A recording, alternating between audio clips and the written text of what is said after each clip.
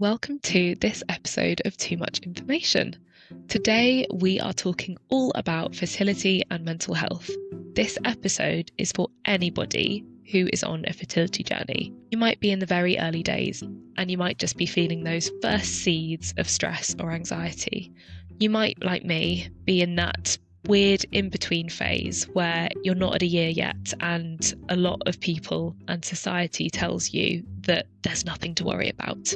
Or you might be years into this journey and going through parts of it that I can't even begin to get my head around. Whatever stage you're at, this is a safe space. This is for you, and I hope you take something away from it. Please, please, please, wherever you are watching or listening, if you can click follow or subscribe and drop us a nice 5-star rating or even a review, that would be fantastic. Thank you so much and enjoy the episode. We are doing something a little bit different today. It is me and our guest, who is also an expert, as well as having her own personal experience, is Helen Davenport-Peace. Welcome, Helen. Thank you so much for having me. I love a little bit of TMI. Would love to know who you are, what you do, what's led you to what you do, all of those things, please. So, my name's Helen. I am a fertility yoga teacher, a fertility doula, where I support people through their fertility experiences, particularly with IVF cycles. I'm also just gone into my third year of training as a psychotherapist, where my specialism is going to be reproductive trauma and supporting people with fertility. So I'm in a bit of a transitional period at the moment, getting my therapist qualification with a view to having my private practice, which is going to be called A Space for Becoming, some point in 2026. So I'm very excited about that. I've been working in this field for about 7 years. Prior to that, I was a university lecturer and did a bit of a career switch after my own long and complex journey to having my one son, which involved 3 cycles of IVF and 5 years in total. So I have my own background and also leaning into my own kind of professional expertise in the field of fertility mental health, I guess we should call it. That's amazing. I mean, we are so happy to have you. When we met, and I say met, when we connected online, we exchanged a couple of voice notes, and I have never in this past 8 months of the fertility journey felt so seen. I'm really hoping that this episode will give other people that same experience, because no matter whether you're just a couple of months in or more than that, or much more than that, this can be such a lonely experience, and one where often you actually don't feel valid in having thoughts that you do have. Yeah. So thank you. I'm so glad that you felt seen. And I think one of the things we touched on, isn't it, is it doesn't actually matter if it's been 2 months, 3 months, 6 months, 8 months. That period can be really, really difficult. And I don't think there's enough spoken about that, because it's like you're waiting and you might not have much information about anything, but it might not be going the way that you thought it was going to go. And that can be so tough. And you're right, so isolating and lonely. So yeah, I'm really glad that it was helpful. It was, totally. And I think something that has struck me is how many people are going through this alone. Someone described it as the in-between, and I thought that was so aptly put, because it's this point where maybe it's too early. You're before that 12 months that the NHS tells you you can, go and get tested. It's too early to be complaining and saying that you are having fertility issues, because it's, again, I quote, normal. But equally, it's hard and it's not happened straight away. That emotional side gets so neglected, and particularly in that first year, or even the first 2 years, there's like a liminal period where we might not identify with a label of infertility. I hated that. It's like, don't use that word. Even the thought of something like IVF just felt like, that's something that happens to other people. This isn't going to happen to me. We have a really fixed idea of how our family size is going to be like, when we're going to do it. We've been told and conditioned from probably a very small age to not get pregnant, and how easy it might be to get pregnant by accident, and then all of a sudden things don't marry up with the narrative that we thought was going to play out. It's one of the very few areas of life, I think, where we suddenly realise that we can't control a lot of it. Where I think if you're a kind of person, like many people are, that are very used to being able to work very hard and get what they want through applying themselves, I think then this can be a real kind of, very confronting and very challenging mentally to get your head around. Yeah, I agree. I think it was around the month 3, 4 for me that I was like, okay, this actually might not be as easy as I thought it was going to be. And I think that's the point where I properly spiraled. Like, I would say that I was really struggling getting my head around the fact that this hadn't happened and maybe it was going to be a longer journey. How was that for you? I would really want to put myself out there as quite a type A personality, that if I want something, then I'm just going to work hard at it and I'll get it. I am the the only thing I same. wasn't able to do, driving tests got me a little bit with that one. But in all of the walks of life, I just put the work in and managed to get it. I didn't want to get pregnant before my wedding, which I laugh about now, because I wanted to have a glass of champagne on my wedding day. So it's like, I just thought, well, we'll go on honeymoon and, like, you know, I'll get pregnant. I had everyone in my family was hyper fertile. I hadn't had any friends who'd experienced any kind of trouble getting pregnant. I had no indication that might be not what happened. So by month 3, I can still remember where I was when was getting my periods in those times. I felt like I was in this whole new world. I didn't even know what TTC stood for until I started doing a bit of Googling in the 2-week wait of, like, symptoms. I remember thinking, it's okay. I'll buy some better supplements. I'll buy an ovulation strip. I come and think, so if I just keep trying more things, it will happen. So yeah, I was definitely stressed by month 3 or 4. Can you just, in a nutshell, go through your 5 years? I know that that's impossible to do, but if you were to break it down into any milestones, and particularly the milestones where your mental health was really affected, I would love to hear that. I'm going to nutshell it, but I'm going to caution this. And I always think it's good to put a bit of trigger warning in, because some of the things that happened to me were very rare. So I don't want anyone listening to this to think, oh my God. But yeah, we were unexplained for quite a long time. So by 6 months, I had enough. It's like, right, I'm getting to the GP. It's like, let's get some tests done. Let's get the ball rolling. Everything came back looking like it was all right with me. Nothing was shouting, leaping out at anyone. So we just got told to go away and keep trying. That's what happened. So we did that. This is where I'm going to nutshell it, but it was a much bigger story. I was in a fertility unit in the NHS where my consultant said that I had a fibroid that he'd picked up on an ultrasound. And I ended up having major surgery to get rid of that because he felt it was the reason why. And then when he opened me up, there was no fibroid in there. So that was awful. Medical negligence, and it was very bad. It took a year for me to heal from that. So my journey was really kind of cruddy, and then by that amount of time, nothing still hadn't got anywhere, because a lot of that time was I couldn't even try because I was healing. We then went into a private clinic. We had 3 rounds of IVF, and on the 3rd round of IVF, we were lucky enough to get pregnant with my boy. So I've said that very, very quickly. There's obviously lots and lots of pieces and background. Yeah, you can imagine. It was long. It was really long, but with quite a big roadblock in the middle, which probably spread my journey out more than it might have had. I was lucky enough to get to the position that I'm in now. And my little boy, he's not so little anymore, he's 10. So even though it's 10 years ago, as we're speaking, it is still crisp and fresh in my mind of what that time was like and how difficult it was on so many dimensions, in terms of didn't know what to do with my career because I didn't know what was going to happen. I couldn't feel I could plan anything. I didn't really feel I could even plan holidays. And obviously in my early 30s at that time, everyone around me was getting married. All my friends, my close friends in the time that I was trying, I think they all had 2 children in that time. So it was like a barrage of pregnancy announcements as well. So yeah, I'm definitely have the experience to know from the very inside just how difficult and stressful and painful it can be. So you've covered there the fact that you've had a horrific medical experience, which obviously is rare, but must have been really traumatic. You've also spoken about the years of having friends around you getting pregnant whilst you're still trying for your first. You've spoken about the 3 rounds of IVF. If you were going to pick anything out of that, which was the hardest, what would you say it was? Moving to IVF. Because I think in my mind, I was like, well, if this doesn't work, nothing is ever going to work, which isn't true. Like, you can do IVF. You're not closing the door on conceiving without IVF. I think it can seem like the final step, doesn't necessarily mean it is. But moving into that and deciding that that was going to be the month that we actually were going to do it, I found that really, really hard, to the point that I almost didn't want to do it because I was so scared it wouldn't work. Then I didn't really know where I was going to be left. So I can remember that. It was in November, our first IVF cycle. And actually that IVF cycle not working, I found like devastating. It was bonfire night, and I remember all the fireworks going off thinking, oh, I'm still here. And I'm never going to forget when those fireworks go off. I'm sitting here in my dressing gown just sobbing. So that was a particular low point for me, I think, if we had to pick one. What happened? Did you test and it was negative, or was it in a clinical setting?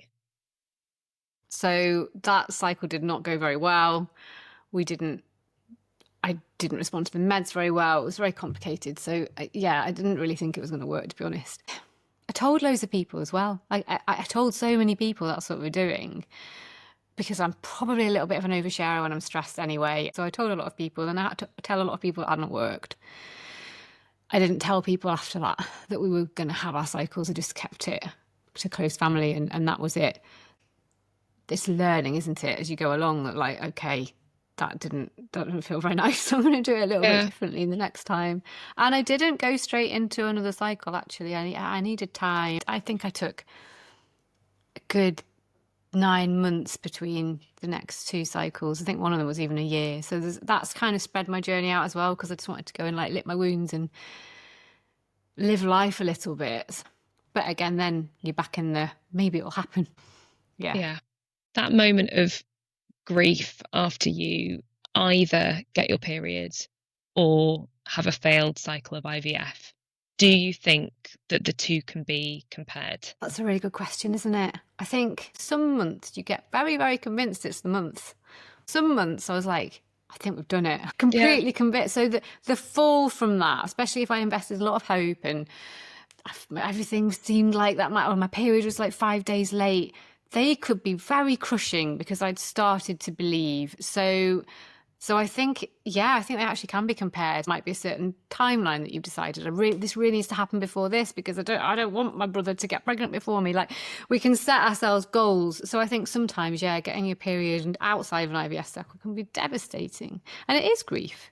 It's definitely grief. It's not recognised by society as what would be typical of grief, but it is. You've put all of that time and hope, and then you've got nothing. You've got to start again.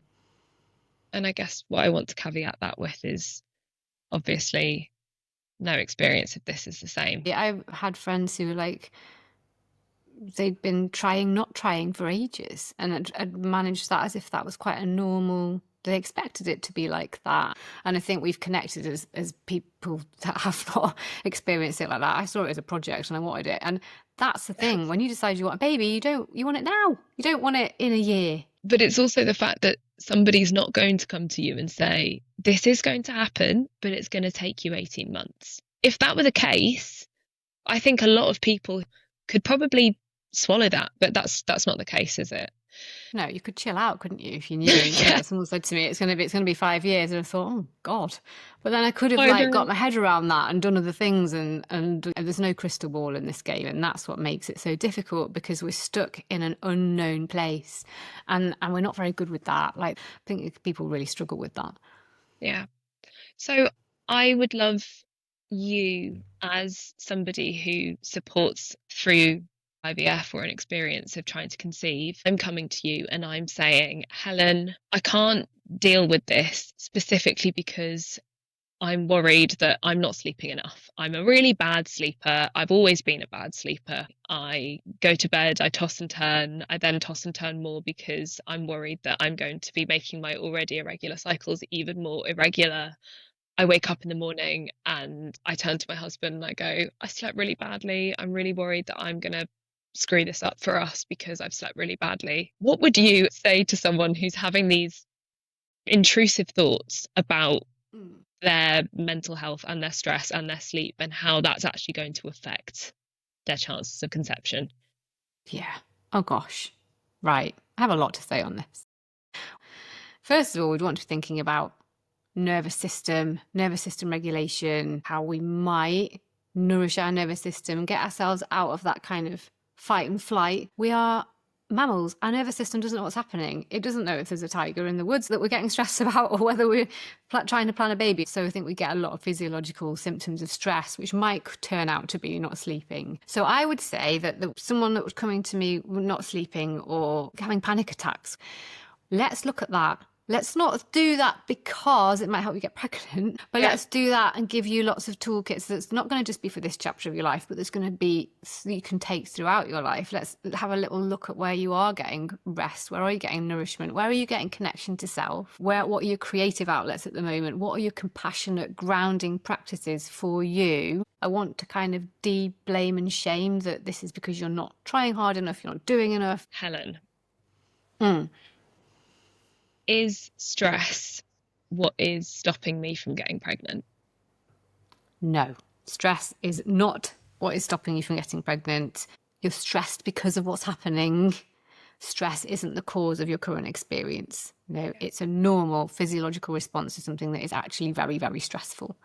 Now, it's not our fault that we think that, because surrounded by messaging that tells us that, it might be a family member who says, well, this is no good for you. You need to kind of calm down, otherwise you're never going to get pregnant. We see it on social media. We see it through lots of holistic therapies of like how bad stress is. And this makes me actually really quite cross.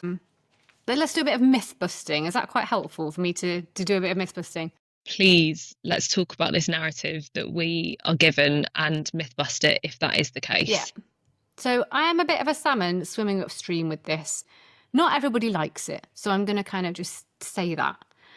I would argue the majority of people, when they start to want to try and have a baby, are not stressed. It's actually quite nice. It's fun. We weren't probably stressed then. We became stressed. So I'm an academic. I'm very, very keen to know if someone says something that there's a lot of peer scientific reviewed literature out there to support it. There is one very weak, not very well constructed study that a lot of fertility wellness people will cling to, but it wasn't done in conditions that I think are very helpful, because it looked at people that were already attending yoga. So it's really, really problematic. This is what I say, which is going to be quite a challenging thing to say, but we have to think, if it was true that stress caused infertility, then wars, poverty, trauma would wipe out whole generations of people. Like, we've only got to think globally about what's happening in the world now. People are still getting pregnant, probably getting pregnant in all sorts of horrific conditions with far less than optimal nutrition, sleep, but people still do. So I think we can kind of know this and also unknow it at the same time, but stress is definitely not the cause, it's the consequence. That's kind of hard to take that away from people sometimes, because I think people think, well, I think I might be able to change that, and that might be the thing. What we have to also bring into this conversation is that's massively gendered. So it's messaging that's aimed predominantly at women. No one ever told my husband that he should relax. Like, it wasn't ever aimed at him. It was aimed at me. I just think it's another example of how eager our culture is to blame women and how we then turn it on ourselves. Like, we're very, very skilled at doing that, particularly in longer TTC journeys. Our inner critic, if we already have one that's quite busy, it's going to get even busier, and it's going to get very, very busy with us trying to get it all right. We can tend to the stress, but let's tend to the stress to make this a more manageable experience. Because at my worst, I was in actually quite ill health with stress. But this idea that stress is the cause of not all conception happening, I'm going to really call bullshit on it, because I think it's inaccurate. I think it's unhelpful. People are stressed because they're not pregnant.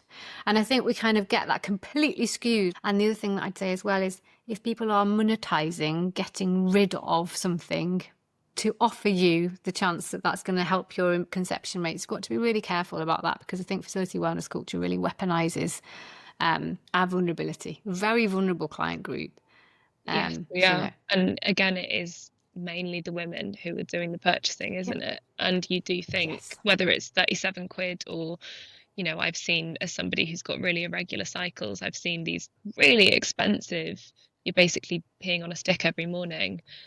And oh my God, I've been like on the order confirmation page about to spend the money, because I'm so desperate just to understand my cycle, because I think that will give me some more control. But And I think it's really helpful to think of it as an industry. It's an industry, and it's an industry that's got 1 in 6 couples have challenges getting pregnant. It's an industry that has a desperate client group, like absolutely A desperate. captive audience.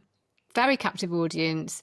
So fear-based marketing, fear-based psychology, and like offering you fixes or solutions or things that you're doing wrong, it's rife. And I think once we can start to read that and notice the messaging that we're being bombarded with, and what it's doing to us in terms of telling it, like, I wrote about this recently on my Instagram, like things like the number one mistake I see women making. It's like, why have you worded it like that? You've worded it like that to grab Because it makes someone you in. feel crap, doesn't it? Yeah. It makes you, And it and I've said works. it as well. I've said it to my husband. I feel like I'm messing this up, as if I'm making a mistake by having a glass of wine or by having a bad night's sleep.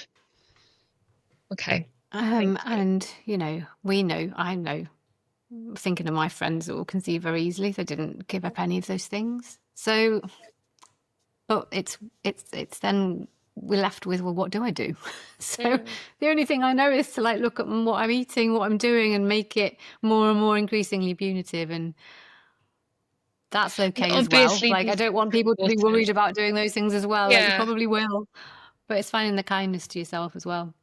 It's the balance as well, isn't it? Because we know that we need to eat relatively well, and you don't want to be going out doing drugs and getting drunk every night. It might not help your chances, and it's probably just not very good for you. I think it's about trying to make space for some things that are soothing, regulating, things that are going to be helpful for you down the line with different things that happen in life can be quite powerful, I think. That is something that people should do for life, not just for trying to conceive. I think it's about making a really difficult experience have some elements and strands into it that feel nourishing. The likelihood is that you are going to be quite stressed going through this because it's a very stressful experience. There are certain points where people find things particularly hard. That gnarly end of the 2-week wait where you just don't know whether you're pregnant or not. Those pressure points, like, right, what can we do with those? Might be that they have a session with me during that time so we can actually do some of that regulating together. I'm at the start of my 2-week wait, which is always a delight. My younger sister always says to me, Issy, what is a 2-week wait? This is the point after you've ovulated and before one of two things will happen. Either you'll get your period or you'll get a positive pregnancy test. So emotions are running high just because of your hormonal changes at that time anyway, coupled with the fact that you've got a lot of symptoms which are common between the two, coupled with the fact that you maybe are going to be getting the result that you don't want. So in that situation, what coping mechanisms would you offer or advise for people who are feeling extra stressed? So the first thing that I do is validate it. Like, it's a 2-week wait. It's going to be tough. Your brain's going to be in all sorts of places, you name it. Imagining what the due date might be. If it's this month is the month, we might have a hyper awareness of our own boob pain, cervical mucus. There's just so much information out there. So it becomes very hyper vigilant with our bodies.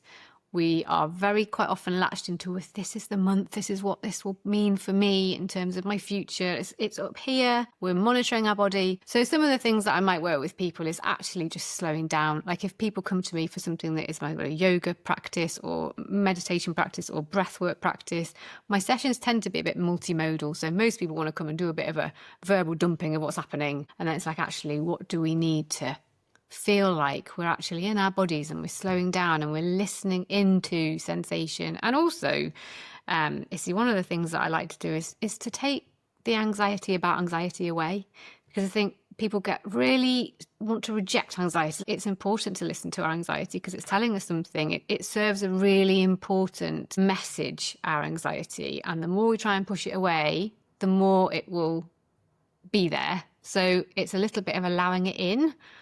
It's like journaling or even dedicated Googling time for Googling those symptoms that you know you shouldn't. I would never tell someone they can't Google, they can't ChatGPT. But if you're doing it 8 hours a day, it's probably your nervous system's going to feel the weight of that. Like, so it's not as simple as saying, well, just don't Google, like, get social media off your phone. So we've got to be realistic. Building in those practices that are going to support you. For some people, yoga, meditation, all that kind of stuff, they don't want it because it's just out of their field of reference and it's too much. So what could we do that might be getting outside? What's gonna serve you? What I'm hearing as somebody who has felt stressed and anxious, very anxious about the things that I'm doing in my life, which might be preventing me from having a baby, is that it's important to recognize those emotions, but not to be dictated by them. I think that's really fair. And it's compassion. I think it always comes back to compassion, and it comes to critical thinking about the messaging that we see. Yeah. Because, 30 years ago, people probably didn't have any of this information. So they didn't know that they should be not doing. I read somewhere that the amount of information we get now in one day is more information than someone a couple of hundred years ago would have had in their lifetime. Like, Wow. that blew my mind, because how is your nervous system supposed to cope with the deluge of messages that are somehow implicitly blaming, shaming, marketing, use my service, you need this, you need that? It's like, once you see it, you kind of can't unsee it, I think. Yeah. Thank you. Grounding practices look very different for different people. There's such a wide variety of things that we can do. So it's about finding what those are and supporting someone to actually do them rather than thinking about doing them. Because we're the best will in the world. We might want to do 5 minutes meditation in the evening, but we're tired, so we don't do it. So it's kind of, okay, how can we do that together, that we're going to build that in? How do you stay accountable? Yeah. Learning some really steadying, simple breath techniques can be very, very helpful, particularly if we might be tipping into those places of panic. And I don't suppose that you would be able to give us a very quick and easy breathwork exercise. Yes, the breath I love. So it's really simple. If we extend our exhale, our body knows we're not in danger. We can't be about to be bitten by a bear if we can extend our out breath, because we can't. So if there was real danger, present danger, where we need to run away, we're not going to be able to slow the breath down and extend the exhale. So it tells the body that we're safe. And a really simple way of doing that is breathing in for 5 and breathing out for 7.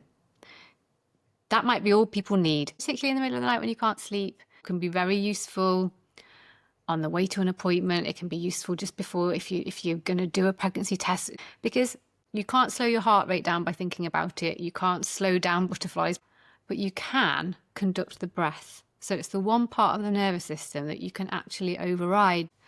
So I can see that you're sat in a nice place. If people are listening, they can join in with this. So before we even start to notice the breath, you might just take a little look around the room, just check in. A really important message to say to ourselves: we are safe. Maybe close the eyes down and simply notice your breath. You might not have noticed the breath today. You can notice the cool air coming in through the nose, the way the air is warmed by the body. As it comes out, it's warmer. Just breath observation. And then the next inhale, let's breathe ourselves in, but we're going to do it to my count. So we're going to inhale through the nose. So 1, 2, 3, 4, 5. A little pause. And then slowly breathing out through the mouth. So that's 1, 2, 3, 4, 5, 6, 7. And a little pause, and all of that air is gone. And then breathing in for the count of 5. And I'm going to let you do that in your own time. And breathing out your 7, slowing everything down. And then what you might do before we finish is just put a hand on your heart or a hand on your chest, so we're actually making contact with our body. And just saying to yourself, we're safe. There's a really lovely other thing you can do as well. If you interlace your thumbs and you place both hands on your chest like a butterfly, you can actually pat yourself really slowly. And we can just find this rhythm. Or even bringing your arms around yourself and taking out that kind of pushing away the panic or pushing away the anxiety, because it's serving a purpose. We don't always know why we have a panic attack. Our body does. But if we can lean into it, I think it can make it less frightening for us, perhaps. Really love that. Thank you so much. Okay. We're going to go into some listeners' questions, and there have been some amazing comments and questions on this on my Instagram, and I'm hoping that together we can give some people a bit of guidance. So The first one, and I'm going to hand it over to you on this because I have no experience of this, is from a woman who asked, how do you balance being hopeful for treatment working, but also mentally preparing for disappointment? Oh gosh, hope, that tricky creature. I think she's actually answered a little. She's answered it in the question. It's like we're allowed to hold both. We're allowed to be hopeful and we're allowed to be disappointed. And I think we can sometimes wear our protective cloak, think, I'm not even going to get my hopes up this month. I'm just going to completely like hunker down and I'm not going to bring my hopes up. And then we start to think, well, it didn't work because I wasn't hopeful, which is another part of the stress thing. It's like, I should have been more positive. You're literally speaking exactly the thoughts that I've been having this month, where I'm like, I just don't think it's going to happen. And then I'm like, but if I don't think it's going to happen, it's not going to happen. It's intelligent wisdom. It's protecting you. It's like keeping your hopes down. But this is what I kind of think. Either way, if you get your period and you're trying to get pregnant, you're going to feel shit. Like, you're going to feel disappointed whether you got your hopes up. But I don't think there's a wrong way. Like, I think you're allowed to. I did a lovely live on hope with someone a few months ago, and we talked about hope an awful lot and how risky hope can feel. I think it can feel actually quite scary to lean into hope. There always is hope. There always is hope. So that's the nature of hope, isn't it? It's kind of like a bit of a beacon. Like, there's no wrong way through the 2-week wait. I think it's really important to say that. Doesn't matter if you don't get out of bed and you're crying because it's so stressful, or whether you've kind of nailed all of these kind of amazing grounding practices. You can't do it wrong. Like, you can't scupper your chances by the way that you go through that. But yes, hope is really, really tricky, and you're allowed to do it in the way that feels right for that month, without getting busy with yourself that you're not hoping in the right way either, because that's another bit of kind of our inner critic getting noisy, isn't it? And one thing that I would say, not as somebody who has been through fertility treatment, but just as somebody who's now been through 7 or 8 cycles of not getting the answer that I wanted, one thing that I have started doing more and more is planning something nice, like planning a treat that maybe is something that I couldn't do if I were pregnant. Lovely. Really lovely. For the end of my 2-week wait. Sometimes that's going for drinks with friends or a trip away. But it could be something basic like saying, I'm going to go on a nice 10K run this week. I'm not saying that you can't do that pregnant, but something that I might not necessarily be able to do if I were pregnant and feeling a certain way. And that has been a way of me, I suppose, giving myself permission to do something that is just for me at a time where I really need it, and having something where it is a bit of a, okay, this hasn't happened. We're going to move on. We're going to be okay. And we're going to keep doing nice things. And there are nice things out there which aren't the answer that I wanted. Yeah, I think that's really lovely. I used to make myself a period box. So when I get my period, I'd have this box of might have a little tiny bottle of champagne in it, and it might have some really luxe period products, or like a nice bath bomb, or over the month, I'd buy a few things to put in it. Or actually, people started buying them for me as well. And that kind of helped me a little bit. That idea so much. I'm going to start doing that. Okay, another question. And the start of this actually, it really got me. This person asked, the question I really struggle with is, when will it be our time? And I'm struggling with hearing stories about people who've been trying for so many years. It can really scare me. So I don't feel like we can answer the first part of that, can we? Because there isn't an answer. We don't know. And I always have masses of hope for people that come to me, like I do. I'm very hopeful, very optimistic. Being in this field of work, I've seen everything. I've seen every kind of scenario, and I have an awful lot of optimism for people. But I remember at the very beginning, but probably about that 3 or 4 month mark, listening to a podcast about infertility. I'm being terrified. It's I was literally thinking, I do not want that to be my story. I really, really don't. But the thing that I would say is we don't know. At any point, if we're in the game and we can maybe, we think there's possibility to conceive naturally, or we're in some kind of round of assisted conception, we never really know when it's going to change, because it can change on a dime. That's kind of hard to live with. But as I went through those 5 years, it wasn't as bad as I was imagining, because you become accustomed to things. So the choices that I made, choices to go to the GP, the choices I made that we were going to have an IVF round, by the time I made them, they weren't as frightening as they had been in the beginning, where I was like, that isn't the version that I want, kind of reject it. It kind of grew around me. So I don't know whether that's any kind of comfort to people that are listening, is that the other thing that I think psychologically happens when we listen to other people's stories, whether that's on Instagram, whether it's on forums, because you get quite lost in forums, can't you, Yes, finding you do. out what happened to people and their stories and what happened. We can psychologically merge our story with their story and think, well, that's going to be me. Like, particularly if we find a forum story or something that kind of resonates with us, or it's kind of similar, or we're talking to other people that are at the same kind of trying mark as us. So if you spent quite a long time lost in a forum, I think do something really nice, like go and have a lovely shower and like think that story is their story. My story is unique to me. And I don't know the ending of it yet. And that's really hard, but it won't be that ending because it can't be, because what's going to happen to me, I don't know. And it will be its own unique thing. When we hear other people's stories, we can get quite triggered by them. So if you do, and you find that's what's happened, it's just coming back down. Maybe do that breath and say, that's not my story. Yeah. It's their story. It's really good advice, separating them. Thank you. Yeah. Okay, the final comment that I had, this woman said she has the kindest, best husband in the world, but she still feels so lonely. And that's because she feels like she's the one who's tracking everything, her ovulation, her cycles, when they need to have sex. She says, although my husband tries and he's so patient, it feels like men don't feel the same way that we do.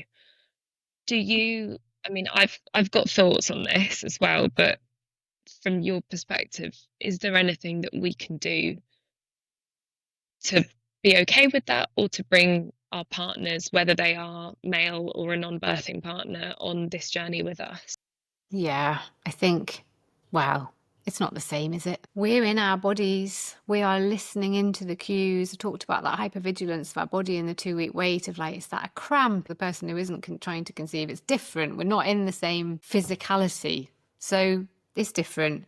I think it's about communication and actually saying, this is what I need, and being really, really clear about what it is that I need, which may be when I get my period, this is what I would really like from you. Maybe I definitely need a cuddle.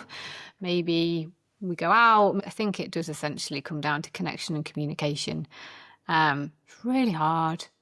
And for people that have been in that longer and that the communication is coming unpicked, maybe you do need to find someone that you're going to talk to about that and get some kind of talking therapy to kind of think what's happening here, where our experience is so different that we're becoming disconnected when we actually need to be really connected. I don't think it gets talked about as much as it should, actually, particularly on social media, about the impact it can have on relationship, and not just relationship with our partners, but actually relationship with friends and family as well. Like it does have that kind of ramification. It's very true. I think communication is so important, being honest with how you're feeling, as you've said.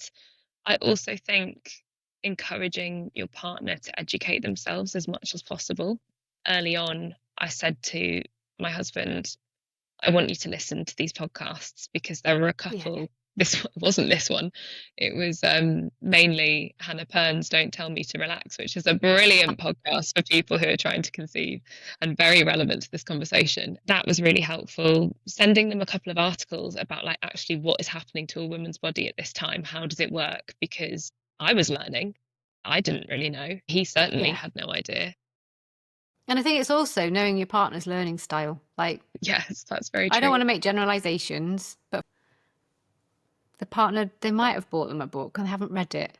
So that becomes another point of frustration. So then we've got another kind of rupture of like, I've bought you some vitamins, you're not taking them. So I think it's a little bit of that kind of accountability of what's going to work here. I think women do shoulder a lot of that responsibility sometimes in terms of sorting out the supplements and whether we should be drinking coffee or not, and all those kind of decision making does tend to be that way. If I buy a meaty book, I'm probably not going to read it. It's like it's having that kind of realism about what's going to work there, isn't it? But yeah, it's so hard. So many different dimensions of things that become challenging, I think. Yeah. I honestly feel like we could talk about this for hours, because there are so many things to unpack. But I did want to also end on one comment that I got from somebody who actually said they were still finding their journey to trying to conceive difficult, but they were finding it better than they were. So I went back to them and I said, why are you feeling better now than you have done before. And she said, I'm finding joy in the everyday things. I'm making time for myself and plans. For so long we wouldn't plan anything and it was all for nothing. Number one is being kind to myself. And I thought that those were 2 or 3 just really practical, simple ideas that so many of us can take away. Helen, where can people find the work that you do and more support that you offer? So they can, best place to find me is social media or Instagram. So I'm Helen Davenport-Peace. I am still working at the moment as a fertility doula, but I'm in the last probably 6 months of working in that way with people before I move into my psychotherapy work online. So yeah, come have a look at my website. You can get in touch. If there's anything that I've said that you kind of left wanting to know more about or want to talk to me about, then please do reach out, because I like that. Brilliant. Thank you so much. And we will put all of those things into the show notes as well, so it'll be easy for people to find you. I have loved this conversation.